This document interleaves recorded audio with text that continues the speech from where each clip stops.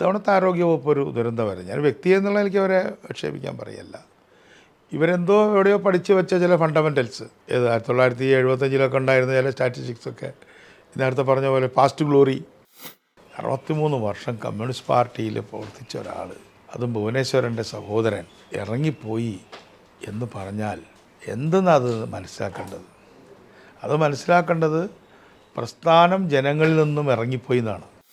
Government എന്താ ചെയ്തത്? പിണറായി വിജയൻ ശബരിമല വളരെ മോശം, ഞാൻ നന്നാക്കാമെന്ന്. പക്ഷെ എന്താ ശബരിമല എന്ന് പിണറായി ഗവൺമെൻറ് മനസ്സിലായില്ല. ഓണവും ശബരിമലയും കേരളീയ സാംസ്കാരിക ഗാത്രത്തിൽ സാംസ്കാരിക ശരീരം എന്നുണ്ടൊന്നുണ്ടല്ലോ, അതിൽ രക്തം പോലെ പ്രധാനപ്പെട്ട കാര്യങ്ങളാണ്. പാർട്ടിക്കാർക്ക് ഗവൺമെൻറ്റിലൊരു കാര്യമില്ല. ഇപ്പോൾ CPM-ൻ്റെ നേതാക്കന്മാരിൽ താഴെത്തട്ടിൽ നിൽക്കുന്ന പിരമിഡിൻ്റെ അവസാനം ഉള്ള 90% ആളുണ്ടല്ലോ, അവർക്കൊരു കണക്ഷനും ഇല്ല. അവരൊന്നും പോയി പറഞ്ഞ ഒരു കാര്യം നടക്കുകയില്ല.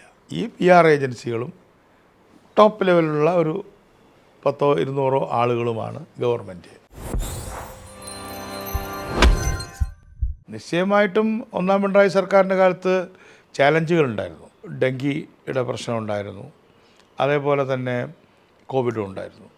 അപ്പോൾ അതൊരു ചാലഞ്ചിങ് ടൈമായിരുന്നു. ഈ രണ്ട് രംഗത്തും എന്നെ സംബന്ധിച്ചിടത്തോളം CMB-യുടെ സെക്രട്ടറി എന്ന നിലയ്ക്ക് ഡെങ്കിയിലും കോവിഡിലും മരിച്ച ആളുകൾക്ക് നഷ്ടപരിഹാരം കൊടുക്കണം എന്നുള്ള സ്ലോഗൻ വെച്ച് CMB മാത്രമാണ്. ഒടുവിൽ സുപ്രീം കോടതി അംഗീകരിച്ചു അത് കോവിഡിൻ്റെ കാര്യത്തിൽ. ഇപ്പോൾ അംഗീകാരം കൊടുത്തല്ലോ. അതിനിടയ്ക്ക് നിപ്പ വന്നു. അപ്പോൾ ആ സമയത്തൊക്കെ ചാലഞ്ചിങ് ടൈമിൽ അവർ കുറച്ച് വർക്ക് ചെയ്തു, ശൈലജ ടീച്ചർ വർക്ക് ചെയ്തു എന്നുള്ളത് വേറെ വിമർശനങ്ങളൊക്കെ ഉണ്ടെങ്കിലും ഇൻ ജനറൽ ശരിയാണ്. ഇത്തവണത്തെ ആരോഗ്യവകുപ്പ് ഒരു ദുരന്തമായിരുന്നു. ഞാൻ വ്യക്തി എന്നുള്ള എനിക്ക് അവരെ ആക്ഷേപിക്കാൻ പറയല്ല. ഇവരെന്തോ എവിടെയോ പഠിച്ചു വെച്ച ചില ഫണ്ടമെൻ്റൽസ് 1975 ഉണ്ടായിരുന്ന ചില സ്റ്റാറ്റിസ്റ്റിക്സൊക്കെ നേരത്തെ പറഞ്ഞ പോലെ പാസ്റ്റ് ഗ്ലോറി അല്ലല്ലോ.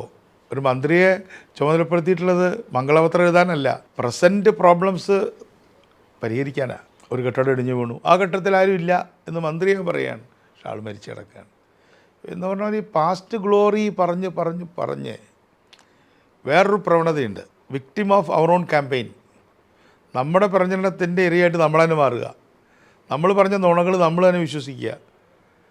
നമ്മുടെ ഒരു സിനിമാ നടൻ ഉണ്ടല്ലോ, സലീം കുമാർ, ബിരിയാണി ഉണ്ടെന്ന് വെറുതെ പറഞ്ഞതാണ്, പിന്നെ പറഞ്ഞ ആൾക്കാരൊരു സംശയം ബിരിയാണി ഉണ്ടോ എന്ന് പറഞ്ഞതുപോലെ ഈ പെരുപ്പിച്ച് കാണിക്കുക.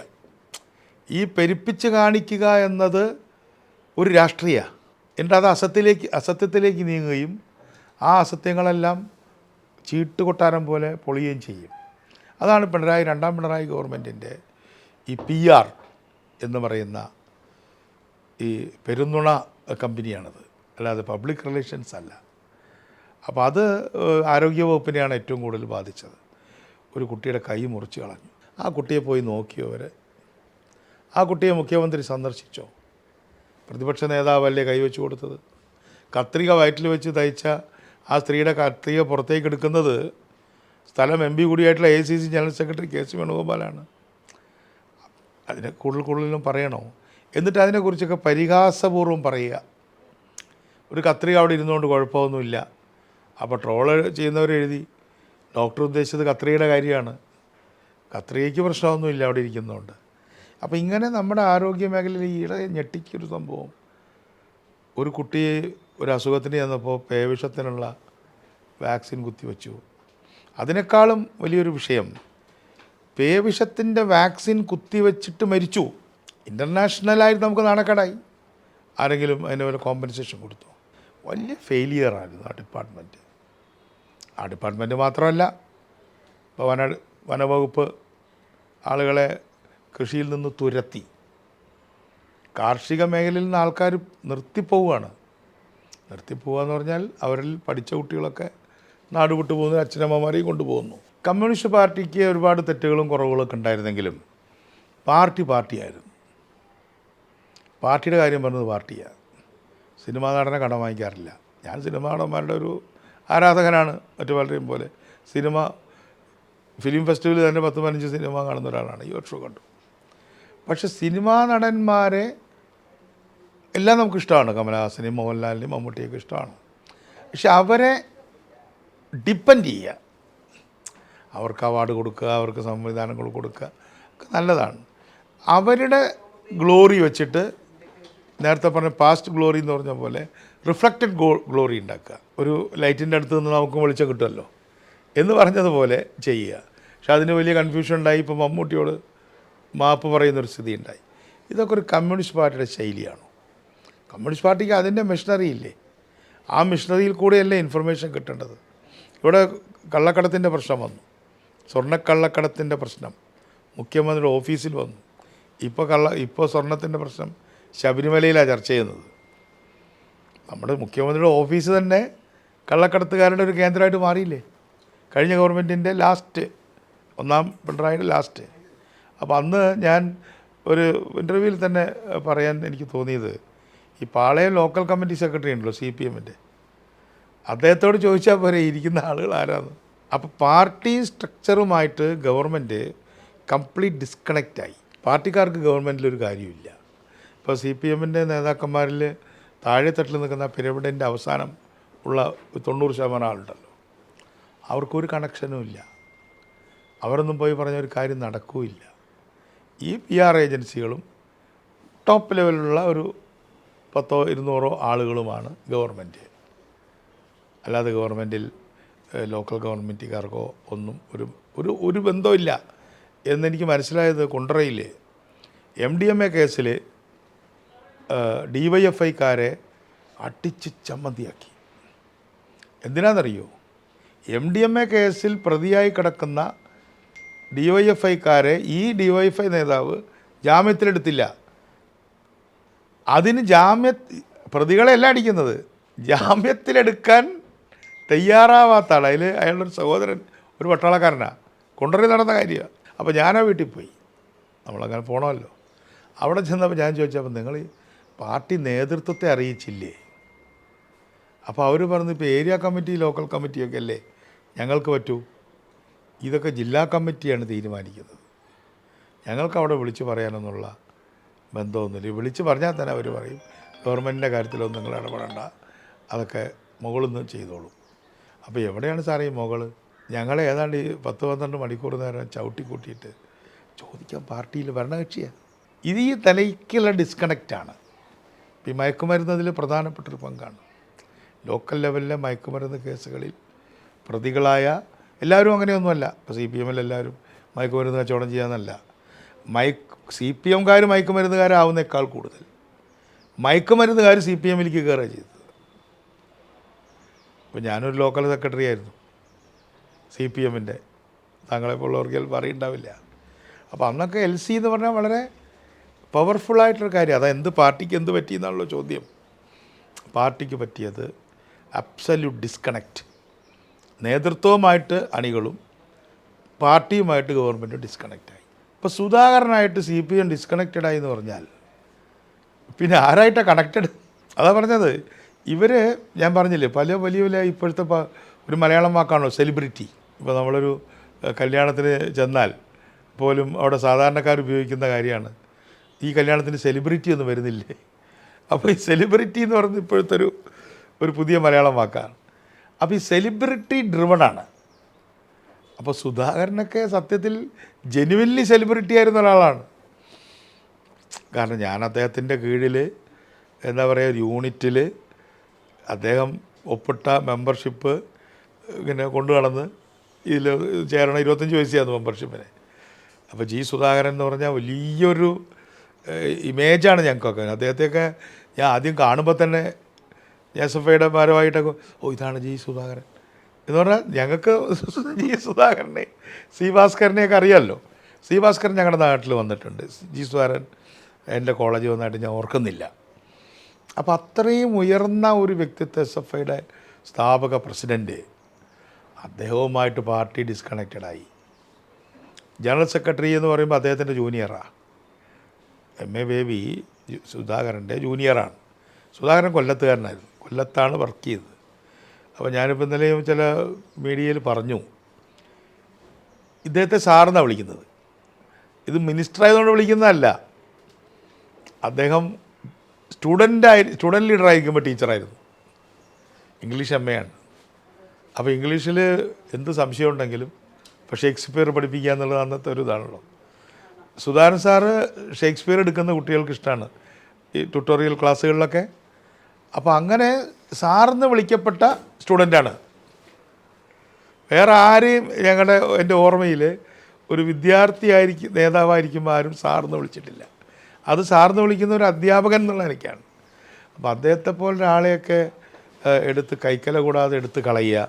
അദ്ദേഹത്തെക്കുറിച്ച് ചോദിച്ചപ്പോൾ നമ്മുടെ ഗോവിന്ദൻ മാഷ് വളരെ പരിഹസിച്ചൊക്കെ ഏത് സുധാകരൻ എന്നൊക്കെയുള്ള ആ ഒരു ലൈനിൽ, ഇതേ വാചകമല്ല, അതൊക്കെ എനിക്ക് വളരെ വിഷമം തോന്നി. കാരണം ഞാനിപ്പോൾ സുധാകരൻ സാർ ഇപ്പോൾ പുറത്ത് വന്നതിൻ്റെ ബെനിഫിഷ്യറി ആണല്ലോ UDF. അപ്പോൾ അതിൻ്റെ ഒരു റിഫ്ലക്റ്റഡ് ബെനിഫിറ്റ് എനിക്കുണ്ടല്ലോ. പക്ഷെ ഞാനതിൽ ഖിന്നനാണ്. 63 വർഷം കമ്മ്യൂണിസ്റ്റ് പാർട്ടിയിൽ പ്രവർത്തിച്ച ഒരാൾ, അതും ഭുവനേശ്വരൻ്റെ സഹോദരൻ ഇറങ്ങിപ്പോയി എന്ന് പറഞ്ഞാൽ എന്തെന്നത് മനസ്സിലാക്കേണ്ടത്? അത് മനസ്സിലാക്കേണ്ടത് പ്രസ്ഥാനം ജനങ്ങളിൽ നിന്നും ഇറങ്ങിപ്പോയി എന്നാണ്. കമ്മ്യൂണിസ്റ്റ് പ്രസ്ഥാനം ഒരു മനുഷ്യനാണെങ്കിൽ ആ പ്രസ്ഥാനം ജനമനസ്സുകളിൽ നിന്നും പടിയിറങ്ങുന്നതിൻ്റെ ഒരു സൂചനയാണ് സുധാകരൻ്റെ പടിയിറക്കം. പക്ഷേ അദ്ദേഹം കുറേ കൂടെ പൊളിറ്റിക്കലാവണം. പൊളിറ്റിക്സ് അദ്ദേഹം പറയണം. കാരണം സംഘടനാ പ്രശ്നങ്ങൾ CPM അല്ലെങ്കിൽ കമ്മ്യൂണിസ്റ്റ് പാർട്ടിയിലെ സംഘടനാ പ്രശ്നങ്ങൾ അതിൽ തന്നെ ഒരു രാഷ്ട്രീയമാണ്. അല്ലാതെ രാഷ്ട്രീയത്തിൽ നിന്ന് മാറ്റി നിർത്തിയിട്ടുള്ള സംഘടനയിൽ നിന്ന് മാറ്റി നിർത്തിയ രാഷ്ട്രീയമോ ഇല്ല. ഞങ്ങളങ്ങനെ പാർട്ടി വിട്ട് ഒരു ദിവസം പത്രസമ്മേളനം നടത്തിയിട്ട് പോയതല്ലല്ലോ. MV രാഘവൻ നടത്തിയ ഒരു രാഷ്ട്രീയ ഉൾപാർട്ടി സമരമാണ്. അതിന് സമാനതകൾ ഇല്ല. 67 നക്സലൈറ്റ് പ്രശ്നം മാറ്റി നിർത്തിയാൽ MVR ഉയർത്തിക്കൊണ്ടുവന്ന ആ പൊളിറ്റിക്കൽ ഡിബേറ്റ് അതിനധികം സമാനതകളില്ല. അപ്പം അന്ന് കൊണ്ടുവന്ന പൊളിറ്റിക്കൽ ഡിബേറ്റിൽ ഞാനും പങ്കാളിയായി. അപ്പോൾ എന്നെ അതിൽ അത്ഭുതപ്പെടുത്തിയത് EMS പറയുമെന്ന് ഞാൻ കരുതിയ കാര്യമാണ് MVR പറഞ്ഞത്. കാരണം EMS ആണല്ലോ നമ്മുടെ മാതൃകാ പുരുഷൻ. എക്കാലത്ത് ഇന്നും അദ്ദേഹത്തോട് വലിയ ബഹുമാനമാണ്. പക്ഷേ MVR ആണ് ഇത്തിരി കാർക്കശ്യത്തോടു കൂടിയാണെങ്കിൽ അത് പറഞ്ഞത്. അദ്ദേഹത്തോടൊപ്പം ഞാൻ നിന്നു. CPM-നകത്ത് ഇപ്പം നിങ്ങളൊക്കെ അന്ന് ജനിക്കാത്തത് നിങ്ങളുടെ കുറ്റമല്ല. അപ്പോൾ എൻ്റെ വിചാരം ഇത് പാർട്ടിക്കകത്തൊരു ചർച്ചയാണല്ലോ, അനുവദിക്കപ്പെട്ട ചർച്ചയല്ല. അല്ലാതെ ഇന്നത്തെ മാതിരിയുള്ള ഈ വാട്സാപ്പ് ചർച്ചയൊന്നും അല്ലല്ലോ. സംസ്ഥാന സമ്മേളനത്തിൽ ഞാൻ പാർട്ടി കോൺഗ്രസ്സിൽ തന്നെ പ്രായം കുറഞ്ഞ ഒരു പ്രതിനിധിയായിരുന്നു. 82-ൽ ഞാൻ 25 വയസ്സ് തികയുന്നതിന് മുമ്പ് പാർട്ടി കോൺഗ്രസ് ഡെലിഗേറ്റായ ഒരാളാണ്. അപ്പോൾ എനിക്ക് ഇത് വളരെ അവിടെയൊക്കെ ഡിബേറ്റൊക്കെ നമ്മൾ കേട്ടിട്ടുണ്ടല്ലോ. ജ്യോതി ബാസു തന്നെ പാർട്ടി കോൺഗ്രസ്സിൽ പരസ്യമായി മീൻസ് ഡിഫറൻസ് ഒപ്പീനിയൻ പറയുന്നത് ഞാൻ കേട്ടു. അപ്പോൾ നമ്മൾ എന്താണ് ഇതൊക്കെ പറയാം, നമുക്ക് നമ്മുടെ റൈറ്റ് ഉണ്ടെന്നാണ് പറഞ്ഞപ്പോഴാണ് പറയുന്നത് എല്ലാം സംഘടനാ വിരുദ്ധമാണ്. പിന്നെ അത് വ്യക്തിപരമായി. അപ്പോൾ ഞങ്ങളുടെ പ്രോസസ്സ് പൊളിറ്റിക്കൽ, ഓർഗനൈസേഷണൽ, പേഴ്സണൽ. ചില പ്രശ്നങ്ങൾ പേഴ്സണൽ, ഓർഗനൈസേഷണൽ, പൊളിറ്റിക്കൽ. ഈ പാർട്ടിയിൽ ചേരുന്നതിനും പോകുന്നതിനും 3 കാരണങ്ങളാണ്. രാഷ്ട്രീയ കാരണം, പിന്നെ നമ്മൾ സംഘടനാപരമായ കമ്മിറ്റ്മെൻറ്റ്, വ്യക്തിപരമായ അടുപ്പം. പോകുന്നു അങ്ങനെ തന്നെയാണ് പലപ്പോഴും. അപ്പോൾ അങ്ങനെ വന്നപ്പോൾ ഞാനൊരു രാഷ്ട്രീയ നിലപാടെടുത്തു. ആ രാഷ്ട്രീയ നിലപാട് പറഞ്ഞവരെ പുറത്താക്കുമെന്ന് പറഞ്ഞാൽ പിന്നെ നിന്നിട്ട് കാര്യമില്ലല്ലോ. അല്ലാതെ ഞങ്ങളിങ്ങനെ ഒരു പത്രസമ്മേളനം നടത്തി ഒരു ദിവസം ഞങ്ങൾ പോകുകയെന്ന് പറഞ്ഞതല്ല. ഇപ്പോൾ MVRനെ പാപ്പിനിശ്ശേരിയിലോ അല്ലെങ്കിൽ തിരുവനന്തപുരത്തോ കണ്ണൂരോ ഒരു ബ്രാഞ്ച് മെമ്പറായിട്ട് തിരിച്ചെടുത്തിരുന്നെങ്കിൽ ഞാൻ CPM ഒന്നും വിടില്ല. കാരണം പിന്നെ ബാക്കിയുള്ള കാര്യം പിന്നീടല്ലേ. അപ്പോൾ അവരെ എക്സ്പെല്ല് ചെയ്തിട്ട് ക്യാമ്പയിൻ ചെയ്യുക. സസ്പെൻഷനിലിരിക്കുമ്പോൾ തന്നെ EMS MVRനെതിരായിട്ടുള്ള ക്യാമ്പയിൻ ചെയ്തു. അപ്പോൾ അന്നിപ്പോൾ താങ്കളിപ്പോൾ പുതിയ തലമുറ എന്നോട് ചോദിക്കുന്നതായിട്ടാണ് ഞാൻ കണക്കാക്കുന്നത്. ചോദിക്കുമ്പോൾ ഞാൻ തിരിഞ്ഞു നോക്കുമ്പോൾ 40 വർഷം മുമ്പ് EMSനെ പോലുള്ള സ്റ്റോൾ വാട്ട് EMS, BT രണദിവി, അതേപോലെ തന്നെ ബസവമുന്നയ്യ, ജ്യോതി ബാസു ഒന്നും വന്നിരുന്നില്ല, അവരവിടെ ഉണ്ടല്ലോ. ആ പൊളിറ്റിക്കൽ ലീഡർഷിപ്പിനോട് നിങ്ങൾ ചെയ്തത് ശരിയായില്ല, യു ആർ റോങ് എന്ന് പറയാൻ കഴിഞ്ഞത് ഒരു വലിയ കാര്യമായിട്ടാണ് ഞാൻ കണക്കാക്കുന്നത്. പക്ഷെ അത് കഴിയാതെ അവരുടെ മുമ്പിൽ നമ്മൾ മുട്ടിൽ നിന്ന് ഞാൻ പിഴയാളി, എനിക്കൊരു തെറ്റ് പറ്റി, ക്ഷമിക്കണം, എന്തെങ്കിലും പോസ്റ്റ് എനിക്ക് തരണേ എന്നൊക്കെ പറഞ്ഞിട്ട് എന്തെങ്കിലുമൊക്കെ പോസ്റ്റ് കിട്ടിയിരുന്നെങ്കിൽ ആ പോസ്റ്റുകളൊക്കെ എൻ്റെ തലയിൽ മുൾക്കിരീടം പോലെ ഇരിക്കുമായിരുന്നു. ഇപ്പോൾ കിരീടം ഇല്ലാന്നല്ലേ ഉള്ളൂ. അതുകൊണ്ട് അത് പോവുക ചെയ്യട്ടെ. ഞാൻ ശരിയെന്ന് കരുതുന്ന കാര്യങ്ങൾ ചെയ്യാൻ 40 വർഷമായിട്ട് കഴിഞ്ഞു. അതൊരു ഭാഗ്യമാണ്, ഒരവസരമാണത്. നിരാശ ആശ കൊണ്ട് കാര്യമില്ലല്ലോ. നമ്മൾ രാഷ്ട്രീയ പ്രവർത്തനമല്ലേ. ഇപ്പോൾ CPM ഗുജറാത്തിൽ കമ്മിറ്റിയില്ലേ, എനിക്കറിയാം അവരെ വളരെ. കാശ്മീരിൽ കമ്മിറ്റിയില്ലേ, മധ്യപ്രദേശിൽ അവരുടെ കമ്മിറ്റിയില്ലേ. അവർക്ക് പാർലമെൻ്ററി പൊസിഷൻസ് നോക്കിയിട്ടാണോ നിൽക്കുന്നത്. ഇപ്പം മഹാരാഷ്ട്രയിലൊക്കെ വലിയ സമരങ്ങൾ, രാജസ്ഥാനിലൊക്കെ സമരം ചെയ്യുന്നുണ്ട്. നമ്മൾ മലയാളികളൊക്കെ അതിലുണ്ട്. എനിക്ക് അവരോടൊക്കെ വലിയ ബഹുമാനമാണ്. കാരണം അവരൊക്കെ അവരുടെ ജീവിതം പ്രസ്ഥാനത്തിന് കൊടുക്കുകയല്ലേ. നമ്മളതേ ചെയ്യാവൂ. നമ്മൾ ജീവിതം പ്രസ്ഥാനത്തിന് കൊടുക്കുക, എന്നിട്ട് ആ പ്രസ്ഥാനം നമുക്ക് തരുന്നത് മേടിക്കുക. പക്ഷേ അനീതി ചെയ്യുന്നുവെന്ന് കണ്ടാൽ അതിനോട് കലഹിക്കുക. എന്നിട്ട് നമ്മൾ വീട്ടിൽ പോയിരിക്കുകയല്ലോ ചെയ്തത്, വേറൊരു കമ്മ്യൂണിസ്റ്റ് പാർട്ടി ഉണ്ടാക്കുക ചെയ്തത്. ഇപ്പോൾ എനിക്കിന്ന് ജനറൽ സെക്രട്ടറി എന്നുള്ളതിലേക്ക് പറയാൻ പറ്റും, CPM ഒട്ടുമുക്കാലും സ്റ്റേറ്റ് കമ്മിറ്റികളെക്കാൾ വലുതാണ് CMB കേരളത്തിൽ, മുഖ്യധാരയിലുണ്ട്. അതുകൊണ്ട് അത് പാശനിരാശകളല്ല, നമുക്ക് നമ്മുടെ കാര്യങ്ങൾ ചെയ്യുക. പിന്നെ ഞങ്ങൾ CPM പോകുന്നതിന് ശേഷം ഞങ്ങളെ CPM കൊണ്ടമോനം വേട്ടയാടിയെങ്കിലും ഞങ്ങൾ കമ്മ്യൂണിസ്റ്റ് വിരുദ്ധ ക്യാമ്പയിൻ്റെ ഭാഗമല്ല. എവിടെയെങ്കിലും ഞങ്ങൾ കമ്മ്യൂണിസത്തെ പരിഹസിക്കാൻ പോലും ഞങ്ങൾ നിൽക്കാറില്ല. പാർട്ടികളെ, പ്രസ്ഥാനങ്ങളെ, പാർട്ടി നേതൃത്വത്തെ വിമർശിക്കും. കമ്മ്യൂണിസ്റ്റ് പ്രസ്ഥാനം എന്ന് പറയുമ്പോൾ CPI, CPM, CPML വിഭാഗങ്ങൾ, ഇപ്പോൾ SUCI, അതേപോലെ തന്നെ RSP, അങ്ങനെ RMP, അങ്ങനെ വലിയൊരു ഗ്രൂപ്പല്ലേ അത്. അപ്പോൾ അവരൊക്കെ വെറും മണ്ടന്മാർ അങ്ങനെയല്ല CMB കരുതുന്നത്. CMB ഒരു ന്യൂ തിങ്കിങ് കമ്മ്യൂണിസ്റ്റ് പാർട്ടിയാണ്, ഒരു നവചിന്താ കമ്മ്യൂണിസ്റ്റ് പാർട്ടി. ഒരു പ്രസ്ഥാനമാക്കി മാറ്റണമെന്നാണ് ഞങ്ങൾ ആഗ്രഹിക്കുന്നത്. ഞങ്ങളെയല്ല, എല്ലാവരും കൂടി ഒരു മൂവ്മെൻറ്റ് വേണം. അതിനകത്ത് പാർട്ടികളൊക്കെ ഉണ്ടാവും, ഡിഫറൻസ് ഉണ്ടാവും. പക്ഷേ ഈ കമ്മ്യൂണിസ്റ്റുകാരായ ആളുകൾക്ക് അതിൽ തന്നെ ഒരു ഐക്യം വേണ്ടേ. അവരെല്ലാം കൂടെ മുന്നണി വരണമെന്നല്ല ഞാൻ പറഞ്ഞത്. ഇതിനെയാണ് CPM ടോർപ്പിഡോ ചെയ്യുന്നത്. അവരുടെ ഏറ്റവും വലിയ ശത്രു പാർട്ടിയിൽ ഉണ്ടായിരുന്നവരാണ്. ഇനി അല്ലെങ്കിൽ വേറൊരാൾ പറയാം ഞാനൊരു കമ്മ്യൂണിസ്റ്റുകാരനാണ്, നിന്നോട് ആര് പറഞ്ഞു കമ്മ്യൂണിസ്റ്റ് ആവാൻ? ഞങ്ങൾ മാത്രം. ബാക്കി കമ്മ്യൂണിസ്റ്റ് വിരുദ്ധനെന്ന് പറഞ്ഞ ആൾക്ക് വേണമെങ്കിൽ ഷെയ്ക്കൻഡ് കൊടുക്കും, അവൻ്റെ വീട്ടിൽ പോയി ചായ കുടിക്കും. പക്ഷെ കമ്മ്യൂണിസ്റ്റ് എന്ന് പറഞ്ഞവനെ അടിക്കും. ഇതെന്തൊരു വൈരുദ്ധ്യമാണ്. അത് UDF അല്ലല്ലോ, അതാത് പാർട്ടിയല്ലേ. ഇപ്പോൾ കോൺഗ്രസ് പാർട്ടിക്ക് അതിൻ്റേതായ മെക്കാനിസങ്ങളുണ്ടല്ലോ. പിന്നെ ഇപ്പോൾ നമ്മൾ പല ജനാധിപത്യ പാർട്ടി രാജ്യങ്ങളിലും നോക്കിയാലേ അവിടെയൊക്കെ പ്രൈമറീസ് ഉണ്ട്. ഇപ്പോൾ നമുക്ക് ഈ അമേരിക്കൻ തിരഞ്ഞെടുപ്പിൽ പിന്നെ 2 സ്ഥാനാർത്ഥികൾ തമ്മിൽ മത്സരിക്കും. നമ്മൾ വിചാരിക്കുന്നത് പ്രസിഡൻ്റ് ആവാനാ, അല്ല, സ്ഥാനാർത്ഥിയാവാൻ വേണ്ടിയാണ്. ഇപ്പോൾ ഡെമോക്രാറ്റിക് പാർട്ടിയിലാണ് പലപ്പോഴും അത് നടക്കുക. ഡെമോക്രാറ്റിക് പാർട്ടിയിൽ ഇപ്പോൾ ഒബാമയും ക്ലിൻ്റൻ്റെ വൈഫും ഹിലാരി ക്ലിൻ്റനും മത്സരിച്ചത് എന്തിനാ? ആദ്യം ആരാണ് കാൻഡിഡേറ്റ് എന്നുള്ളതാണ്. അപ്പോൾ ആ ഒരു പ്രോസസ്സ് നമുക്കില്ലല്ലോ. നമുക്കിവിടെ അടച്ചിട്ട മുറികളിലിരിക്കുന്ന ചർച്ചകളാണല്ലോ കൂടുതൽ. പക്ഷേ ജനാധിപത്യ പാർട്ടികളിൽ കുറച്ചൊക്കെ പുറത്തൊക്കെ വരുന്നുണ്ട്. Nothing wrong. അതിന് സ്ഥാനാർത്ഥി വരുമ്പോൾ അതൊക്കെ ഏറെക്കുറെ തിരുവനന്തപുരത്ത് ആണെന്നുള്ളത് AICC നേതൃത്വം നമ്മളോട് സൂചിപ്പിച്ചിട്ടുണ്ട്. പക്ഷേ പ്രഖ്യാപിച്ചാൽ മാത്രമേ സ്ഥാനാർത്ഥിയാവുള്ളൂ. ഞാനിപ്പോൾ സ്ഥാനാർത്ഥിയാണോ എന്ന് ചോദിച്ചാൽ അല്ല. കാരണം പ്രഖ്യാപനം വരണം, UDFൻ്റെ പ്രഖ്യാപനം വരണം.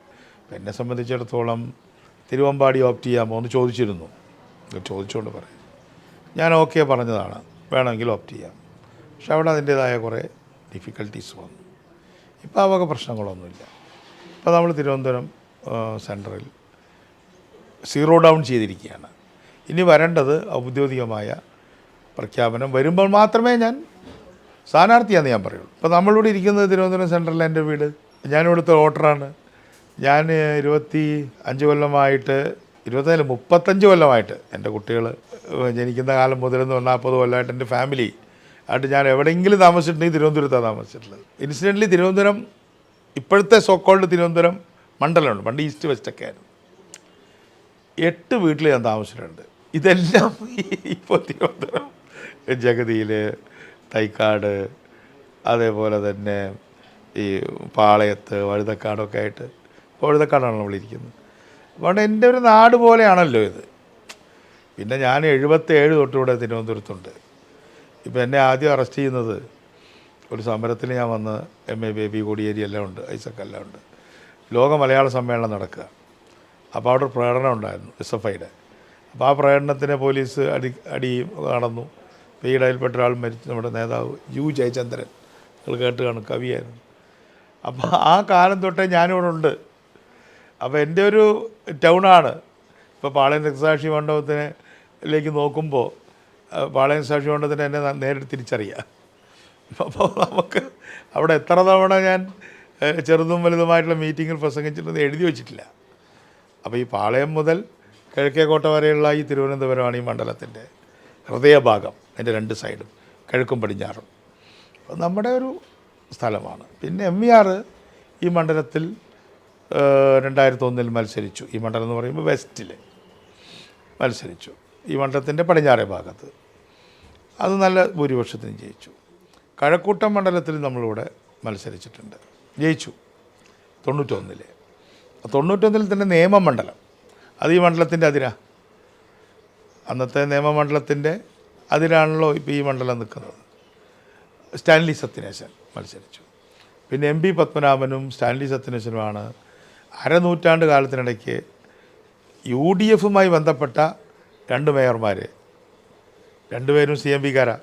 പിന്നെ CMPക്ക് 2-3 സീറ്റുകളിലൂടെ ജയിക്കാറുണ്ട്. ഇവിടെ നമ്മളെ സിനി തോറ്റത് 26 വോട്ടിനാണ് നമ്മൾ അറിയാമല്ലോ തോറ്റത്. അപ്പോൾ അതുകൊണ്ട് ഞങ്ങളുടെ ഒരു സ്ഥലമാണ് ഇവിടെ. UDFന് തികച്ചും ജയിക്കാൻ സാധ്യതയുള്ള മണ്ഡലമാണ്. UDF ആണ് ആകെ ജയിച്ചതിൽ ഭൂരിപക്ഷം തവണയും ജയിച്ചിട്ടുള്ളത്. പിന്നെ തിരുവനന്തപുരത്തിൻ്റെ മണ്ഡലങ്ങൾ വല്ല തിരഞ്ഞെടുപ്പുകൾ എപ്പോഴും പാർലമെൻറ്റും അസംബ്ലിയും ലോക്കൽ ഗവൺമെൻറ്റും തമ്മിലുള്ള ഒരേ പാറ്റേൺ അല്ല. ഇപ്പോൾ നിങ്ങൾ കല്യാശ്ശേരി പോയി നോക്കിയാൽ ഒരേ പാറ്റേൺ ആയിരിക്കും. എന്നാലും പാർലമെൻറ്റിൽ UDFന് മുൻകൈ ഉണ്ടാവും. ഇവിടെ ഓരോ തെരഞ്ഞെടുപ്പിലും ഓരോ മാതിരിയാണ്. അസംബ്ലി തെരഞ്ഞെടുപ്പിൻ്റെ പാറ്റേണിൽ അപൂർവം സമയത്ത് മാത്രമേ നമ്മളിവിടെ പരാജയപ്പെട്ടിട്ടുള്ളൂ. അതുകൊണ്ട് ജയിക്കും. BJP RSSും ആദ്യം മുതലേ ഇവിടെ ഉണ്ട്. ഈ മണ്ഡലത്തിലാണ് അവരുടെ ഒരു ബേസ്. അത് നമ്മുടെ ഫോർട്ട് കേന്ദ്രീകരിച്ചിട്ടുള്ള ഒരു ഏരിയയാണ്. അപ്പോൾ അവർക്ക് 3-4 മണ്ഡലങ്ങൾ ജയിക്കുന്ന കാലത്തും അവരവിടെ ജയിക്കാറുണ്ട്. അപ്പോൾ ഇത്തവണ 21-ൽ 8 ജയിച്ചിട്ടുള്ളൂ ഈ മണ്ഡലത്തിൽ നിന്ന്. അപ്പോൾ ആകെ 50-ൽ 8. അപ്പോൾ അവരുടെ സീറ്റുകളിൽ 16% സീറ്റ് ഇവിടെ ഉള്ളൂ. അപ്പോൾ അങ്ങനെ ഭയങ്കരമായൊരു ശക്തി കേന്ദ്രമാണോ?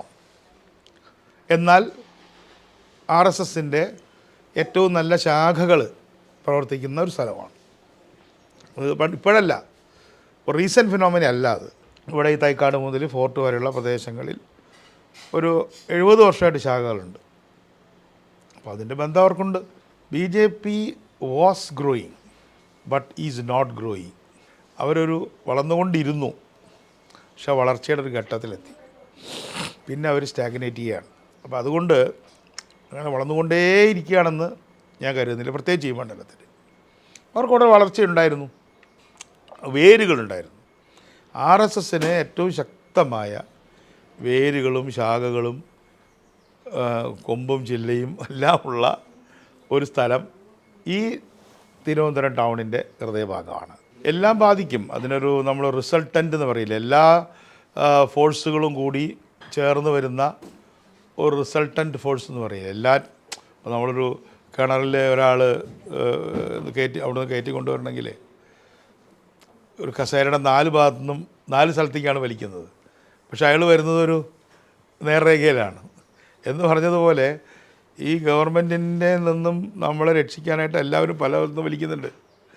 പലതരത്തിലുള്ള പുള്ളുകളുണ്ട്. ആ പുള്ളിൻ്റെ റിസൾട്ടൻ്റ് റിസൾട്ട് എന്താണെന്ന് ചോദിച്ചാൽ കേരളത്തെ ഈ LDFൻ്റെ ഗവൺമെൻറ് ഒന്ന് പുറത്തെടുക്കുക എന്നുള്ളതാണ്. പലരും പല സ്ഥലത്തേക്കാണ് വലിക്കുന്നത്. ഞാനത് ലളിതമായിട്ടൊന്നും പറഞ്ഞാൽ ശ്രമിച്ചു എന്ന് മാത്രമേ ഉള്ളൂ. അതുകൊണ്ട് ശബരിമലയുടെ കാര്യത്തിൽ ശബരിമല ഭക്തന്മാരും മതേതരവാദികളും അത് കൊണ്ടുവരുന്നുണ്ട്. അപ്പോൾ അതിൽ ശബരിമലയുടെ കാര്യത്തിൽ ഞങ്ങളുടെ പാർട്ടി, ഞാൻ പറയാൻ ആഗ്രഹിക്കും, അന്നത്തെ സുപ്രീം കോടതി വിധി വന്നപ്പോൾ തന്നെ ഞങ്ങൾ പറഞ്ഞു, ശബരിമലയെ ഇകഴ്ത്തരുത്. ശബരിമലയിൽ യുവതികൾക്ക് പ്രവേശനം ഇല്ല, അതാണ് നവോത്ഥാനത്തിൻ്റെ മുഖ്യ പ്രശ്നം. അതുകൊണ്ട് ഞങ്ങൾ നവോത്ഥാനം ഉണ്ടാക്കി കളയും. അപ്പോൾ ഞങ്ങൾ പറഞ്ഞത് എല്ലാറ്റിനും പ്ലസും മൈനസൊക്കെ ഉണ്ട്. അത് നിങ്ങൾ അക്കോർഡിംഗ് ടു യുവർ അണ്ടർസ്റ്റാൻഡിങ് അല്ലേ. മറ്റ് മതങ്ങളിലും ഓരോ തരത്തിലുള്ള ആചാരാനുഷ്ഠാന വ്യത്യാസങ്ങളുണ്ട്. അതിൽ ഭരണഘടന പറഞ്ഞിട്ടുണ്ടല്ലോ, അപകടകരമല്ലാത്ത ആചാരങ്ങൾ വെച്ച് പുലർത്താം. അത് മറ്റൊരാൾക്ക് ശരിയാണെന്ന് തോന്നണമെന്നില്ല. ഇപ്പോൾ ചില സ്ത്രീകൾക്ക് ചില പള്ളികളിൽ സ്ത്രീകൾക്ക് പോകാം, ചിലയിടത്ത് പാടില്ല. ചില ക്രിസ്ത്യൻ സഭകളിൽ സ്ത്രീകൾ പുരോഹിതന്മാരുണ്ട്, മറ്റ് ചില സ്ഥലങ്ങളിലില്ല. അതൊക്കെ അവരുടെ ഡിനോമിനേഷണൽ ഐഡൻറ്റിറ്റിയാണ്. അപ്പോൾ അതുകൊണ്ട് ശബരിമലയെ നമ്മൾ എന്താണ് കാണുന്നത്? ഇതിന് സാങ്കേതികമായിട്ടല്ല കാണേണ്ടത്. ശബരിമല നമ്മുടെ ഇന്നത്തെ ഈ വർഗീയവൽകൃതമായ ഇന്ത്യയിൽ നമ്മൾ അപ്ഹോൾഡ് ചെയ്യണം, ഉയർത്തിപ്പിടിക്കണം. ഞാനെപ്പോഴും പറയുന്നൊരു ലളിതമായൊരു ഉദാഹരണം, ഈ നമ്മുടെ റെയിൽവേ സ്റ്റേഷനിലുള്ള ഗാർഡിൻ്റെ കയ്യിൽ 2 കൊടി ഉണ്ടാവും. അപ്പോൾ ഏത് കൊടിയാണെന്ന് ചോദിച്ചാൽ ഉയർത്തിപ്പിടിച്ച കൊടിയാണ് അപ്പോൾ പ്രസക്തമായിട്ടുള്ളത്. ട്രെയിൻ പോകണമെങ്കിൽ പച്ചക്കൊടി ഉയർത്തിപ്പിടിക്കും, നിൽക്കണമെങ്കിൽ ചുവന്ന കൊടി ഉയർത്തിപ്പിടിക്കും. 2 കൊടിയുണ്ട് കയ്യിൽ. അപ്പോൾ നിങ്ങൾ ഏത് കൊടിയാണ് ഉയർത്തിപ്പിടിക്കുന്നത്? അപ്പോൾ ഇവിടെ നിങ്ങൾ ശബരിമലയുടെ നന്മയുടെ കൊടിയാണോ ഉയർത്തിപ്പിടിക്കുന്നത്, അതോ നിങ്ങൾക്ക് തോന്നുന്ന പോരായ്മകളുടെ കൊടിയാണോ ഉയർത്തിപ്പിടിക്കുന്നത്? അപ്പോൾ ഞങ്ങളുടെ പാർട്ടി 2014 MVR മരിച്ചതിന് ശേഷം നടന്ന പാർട്ടി കോൺഗ്രസ്സിൽ ഞങ്ങൾ പറഞ്ഞു, ശബരിമല നമുക്ക് ഉയർത്തിപ്പിടിക്കേണ്ട ഒരു കൊടിയാണ്. കാരണം അവിടെ മതേതരത്വത്തിൻ്റെയും കൂടെ ശക്തമായ എലമെൻ്റുണ്ട്. അപ്പോൾ അങ്ങനെ കേരളത്തിൻ്റെ പല ഭാഗത്തുണ്ട്.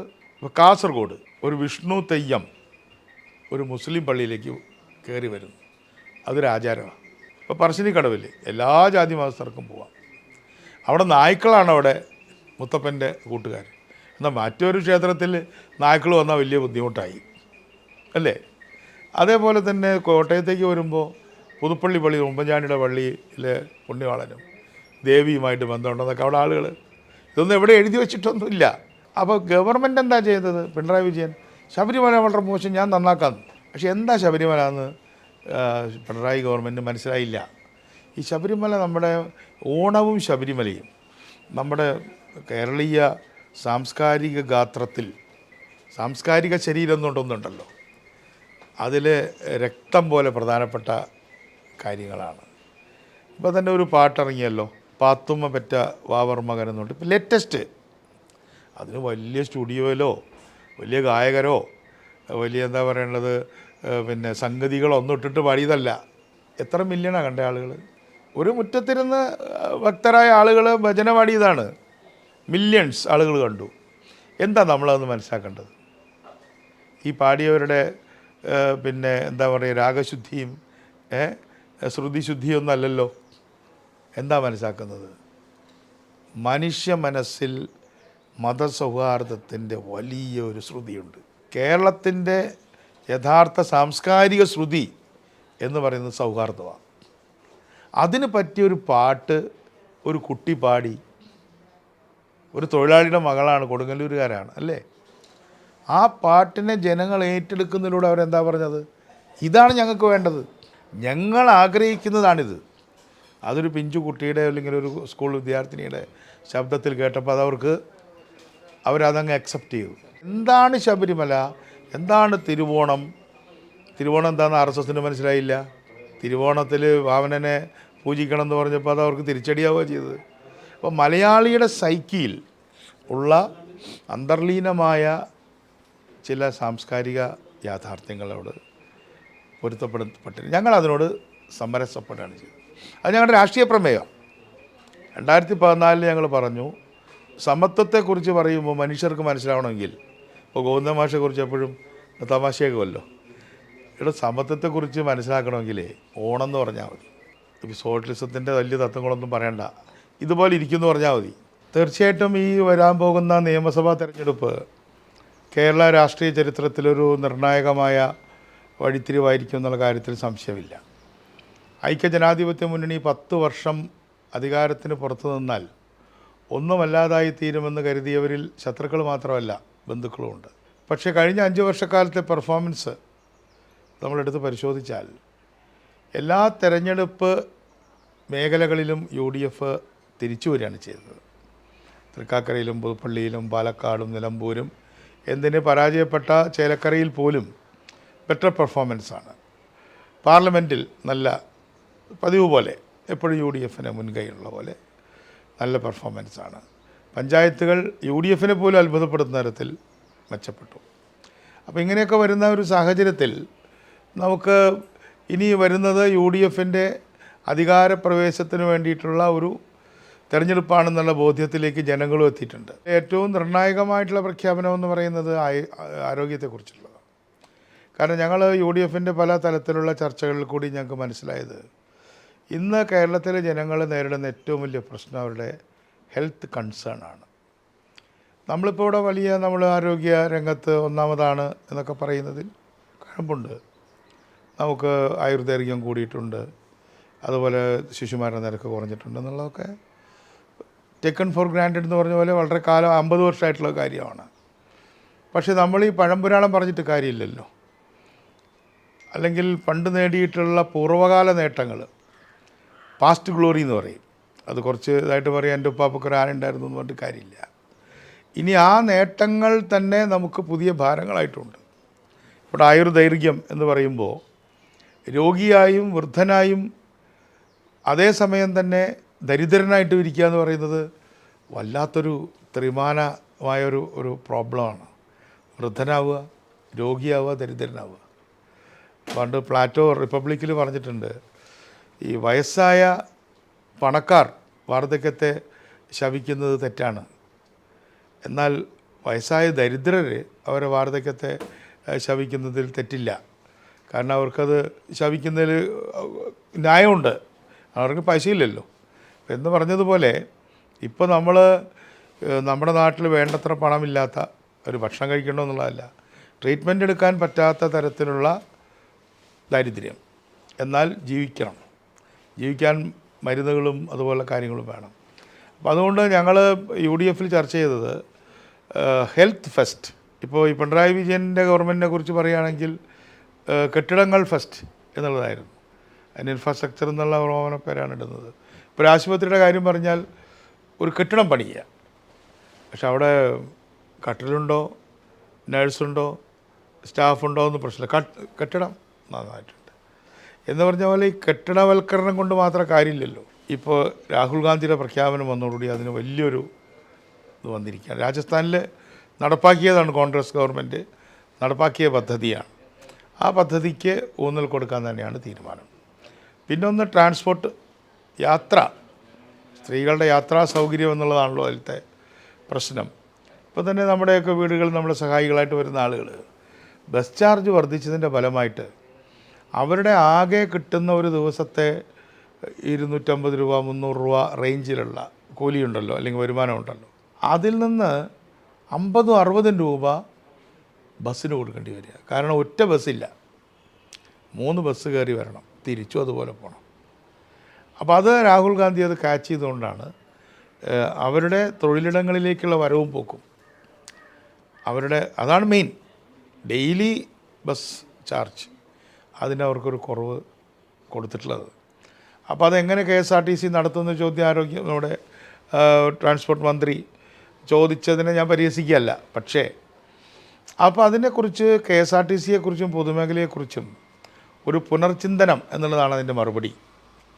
അല്ലാതെ ബിസിനസ് ആസ് യൂഷ്വൽ ഇപ്പോൾ നടത്തുന്ന KSRTCക്ക് അത് ബുദ്ധിമുട്ടാണെന്ന് പറഞ്ഞാൽ ശരി, പക്ഷേ ഇങ്ങനെയല്ല നടത്തേണ്ടത്. പെൻഷൻ പറ്റിയവർക്ക് പെൻഷൻ കൊടുക്കാതെയും സ്വിഫ്റ്റ് എന്ന് പറഞ്ഞിട്ടൊരു സമ്പ്രദായം കൊണ്ടുവന്നിട്ട് ഒരു ട്രാൻസ്പോർട്ട് കണ്ടക്ടർ എന്നോട് പറഞ്ഞത്, സാറേ കളയിക്കാർ വരുമ്പോൾ അവർക്ക് കൂലി കൊടുത്തു വിടുന്ന മാതിരിയാണ് ട്രാൻസ്പോർട്ട് ഡ്രൈവർ കണ്ടക്ടറേയും കാലത്ത് വന്നാൽ വൈകുന്നേരം തുറ കൊടുത്ത് അവരെ വിട്ട്. അപ്പോൾ പൊതുമേഖലാ സ്ഥാപനത്തിലെ ജീവനക്കാർ, അവരുടെ തൊഴിലാളികൾ, അവരുടെ സേവനങ്ങൾ, അതേപോലെ തന്നെ ടിക്കറ്റിന് പുറമെയുള്ള വരുമാനങ്ങൾ, നമുക്ക് കേരളത്തിലുടനീളം ട്രാൻസ്പോർട്ട് സ്റ്റാൻഡുകളൊക്കെ ഉണ്ട്. പക്ഷേ അൺഫോർച്ചുനേറ്റ്ലി അതിനാണെന്ന് ഉദ്ദേശിച്ചിട്ട് പണിത കെട്ടിടങ്ങൾ പലതും വേസ്റ്റായി കിടക്കുക. ഈ തമ്പാനൂർ തന്നെ അല്ലേ, ശരിയല്ലേ, ആ കെട്ടിടം വേസ്റ്റാണെന്ന്, ഇൻകം അല്ല ഉണ്ടാകുന്നത്, പലപ്പോഴും ബാധ്യതയാണ്. അവിടുന്ന് കിട്ടുന്ന വാടക കൊണ്ട് ബാധ്യത തീരുന്നില്ല. അപ്പോൾ ഇതിനെക്കുറിച്ചൊക്കെ നമ്മളൊരു പൊതുമേഖലാ സ്ഥാപനം എന്നുള്ള നിലയ്ക്ക് തുറന്ന ചിന്തയാണ് രാഹുൽ ഗാന്ധി തുറന്നു വിട്ടിട്ടുള്ളത്. അതൊക്കെ നല്ലതായിരിക്കും. ബാക്കി കാര്യങ്ങളൊക്കെ ലളിതമായിട്ടുള്ളതാണ്. വാർദ്ധക്യ കാര്യത്തിലുള്ള ഒരു ഡിപ്പാർട്ട്മെൻറ്റ്, അതൊക്കെ ലളിതമായിട്ടുള്ള കാര്യങ്ങളാണ്.